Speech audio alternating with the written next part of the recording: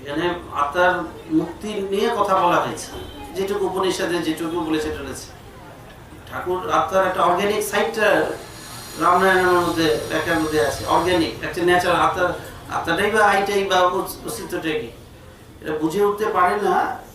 এটা আরেকটা কারণ হয়তো আমাদের নন ভার্বাল কমিউনিকেশনটা বেশি শক্তিশালী, পাওয়ারফুল আমাদের ব্রেনে। এটা একটা কারণ। 7% অফ দ্য ব্রেন শব্দের মাধ্যমে আদান প্রদান করতে পারে, মানে ওইটুক মানে সেভাবেই রেডি করা, ডিজাইন করা ব্রেনটা। এবং 2,500-3,000 বছর আগে সম্ভবত এটা 5% ছিল।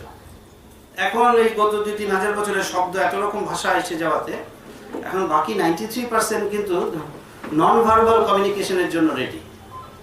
দূর দূরান্তের কথা, এই যে ঠাকুরকে আমরা আমাদের মতো করে দেখতে চাই, অ্যাকচুয়ালি ওই ভার্বাল কমিউনিকেশনে ওইভাবে অভ্যস্ত করে ফেলেছি।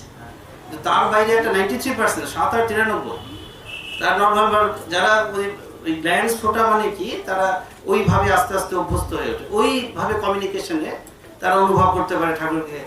বুঝতে পারছেন? ঠাকুরও যদি কিছু বলে আমাদের, সেটারও তো তাই দাঁড়াচ্ছে, 7 আর 93 দাঁড়াচ্ছে। মানে অ্যাকচুয়ালি 7% আমরা অনুভবে আনতে পারবো, আর 93% যেহেতু নন ভার্বাল রয়ে গেল, ভাষণ দিক আর যাই দিক, ওই ভিতরে তার অনুভবের জায়গাটা 7% অবধি। তা আদি বালিতে যদি 7% অবধি হয় ভার্বাল কমিউনিকেশনে, আমাদের বাংলায় তো 2-3%। তো ওই জন্য অর্গ্যানিক এটা ঠাকুরের চেতনাটা খুব গভীর, এটা চেতনা এই জন্যই হয়ে ওঠে। মানে কেন হয় না নন ভার্বাল কমিউনিকেশন, ধ্যান ট্যান যে নাম করতে বলা হয় বারবার, ঠাকুরগত গুরুগত, ওই নন ভার্বাল গ্ল্যান্ডস গুলো আস্তে আস্তে আস্তে খুলতে থাকে, অনুভব করতে থাকে ঠাকুরকে।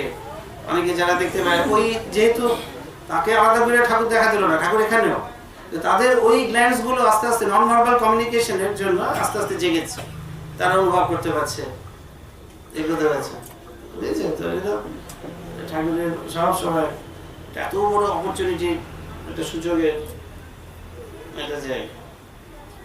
অর্গ্যানিক জায়গাটা নিয়েও আধ্যাত্মিক মানে ফিলোসফিক্যালি অর্গ্যানিক, অ্যাকচুয়ালি অর্গ্যানিকটা কি, একদম ন্যাচারালটা কি, আমাদের চেতনাটা আই যেটা, এটা নিয়ে অনেক ভাবে যেটার মধ্যে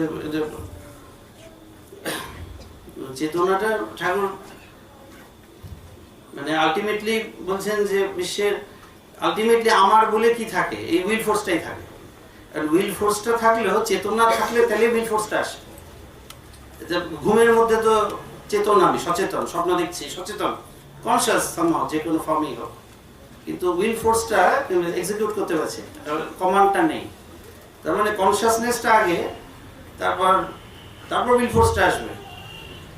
ওই জন্য কনসিয়াসনেসের অর্গ্যানিক জায়গাটা যদি ধরতে পারো, তাহলে নতুন নতুন আইটা, কনসিয়াসনেসটা, চেতনাটা, এই আলোটা যেমন একটা মানে উচ্চ একটা মানে হায়ার পোটেনশিয়াল থেকে লোয়ার পোটেনশিয়ালে বিদ্যুৎ পাস করবে, মাঝখানে আলোটা চলবে। মানে সবসময় একটা মুভমেন্টের মধ্যে আলোটা একটা ডিফারেন্ট একটা গতির মধ্যে চেতনাটা নিজেকে মানে এক্সিবিট করছে। বুঝতে পারছি? তীব্র একটা গতি, ওই গতিটাই জন্ম থেকে মৃত্যু, তার মধ্যে চেতনার একটা প্রকাশ। ফলে যখনই চেতনাটা জ্বলতেও একটা অন্যের স্বাদ জ্বলিতে হচ্ছে। এবার চেতনার পরে তো উইল ফোর্সটা হবে। বুঝতে পারছো? আইডেন্টিটি আইটা নিয়ে অনেক এটা তীব্র গতিতে জীবনটা চলছে, এটা জন্ম থেকে মৃত্যুটা কি কেউ আটকাতে পারছে? তার মধ্যে দিয়ে চেতনার মাঝখানে আমরা এটা সেটা একটু কোথাও বা কেউ এটা সেটা করলাম, যে যার মতো। কিন্তু আইটা এটা ফিলোসফিক্যালিও এটা বুঝতে চেষ্টা করতে, তাহলে ঠাকুর ওই ওই নামগুলো, এই কথাগুলোর মধ্যে হয় কি, নামগুলোতে ওই জায়গাগুলোতে হিট করতে ঠাকুরের আই আইটা চেতনাটা কি। কারণ অর্গ্যানিক সাইড ও সবসময় দেখা যাচ্ছে ওই মুভমেন্টের মধ্যে রয়েছে। হ্যাঁ, আমাদের এরকমভাবে মানে ওই জন্য আইডেন্টিটিটা সবসময় দেখা যাচ্ছে কিছু রিলেশনে, মানে কিছু একটা প্রবাহের মধ্যে আইডেন্টিটি, অর্গ্যানিকটা খুঁজে পাচ্ছে না। ওইটা আইনস্টাইনের সাথে ভাবনাও যে অর্গ্যানিকটা থাকছে না, ওটাও একটা ইনসাইট হচ্ছে, মানে রেডিয়েশন যখন দিচ্ছে একটা এক্সাইটেড একটা অ্যাটম যে কোনো।